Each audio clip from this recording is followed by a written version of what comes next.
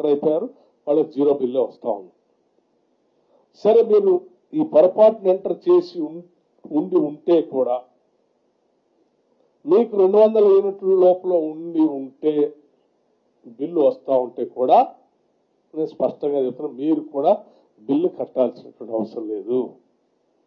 దయచేసి మీరు వెంటనే మీ దగ్గరలో ఉన్నటువంటి మండల అధికారి దగ్గరికి వెళ్ళి ఎంపీడీఓ ఆఫీసులో ప్రజాపాలన సంబంధించిన ఒక అధికారిని డెసిగ్నేట్ చేశాం మేము. మీ సర్వీస్ నెంబర్ సంబంధించి, మీ రేషన్ కార్డు సంబంధించి దయచేసి ఆ అధికారి దగ్గరికి వెళ్ళి అప్లికేషన్ ఫిల్ చేసి నెంబర్ కరెక్ట్ గా ఎంట్రీ చేయవస్తే మళ్ళీ అది ఆటోమేటిక్ గా అప్డేట్ అవుతుంది, మీరు ఆ లిస్ట్ లోకి వచ్చేస్తారు. సో ఎవరు కంగారు పడాల్సిన బిల్, మీకు పొరపాటున బిల్ వస్తే కూడా బిల్ కట్టాల్సిన అవసరం లేదు.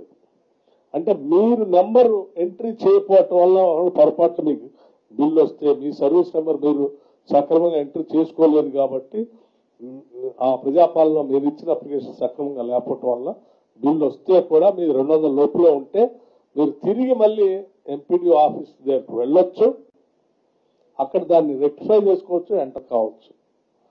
అప్పటి వరకు మమ్మల్ని ఎవరైనా బిల్లు అడుగుతారు కదా, వేధిస్తారు కదా, వేధించరు ఎవరు. 200 లోపల మీ బిల్లు ఉంటే మిమ్మల్ని ఎవరు బిల్లు అడగరు, క్లియర్.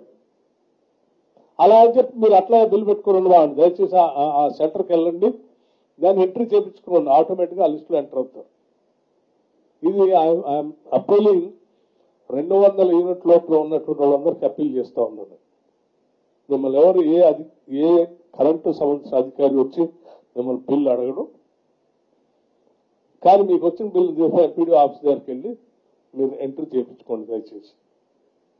సో ఎవరికైనా సరే వీళ్ళు పాపం బిల్లు ఇవ్వకుండా ఉంటే బాగు, కొద్దిమందికైనా కొడితే బాగు అని ఆశపడేటువంటి వాళ్ళు ఉంటే వాళ్ళకి కూడా చెప్తున్నాం, నేనేం ఆశపడబాకుండా అట్లా ఏం లేదు. మేము అందరికీ స్పష్టంగా మరొకసారి చెప్తా ఉన్నాం, 200 యూనిట్ లోపల ఉన్నటువంటి వాళ్ళందరికీ ఉచితంగా కరెంట్ ఇస్తా ఉన్నాం, క్లియర్.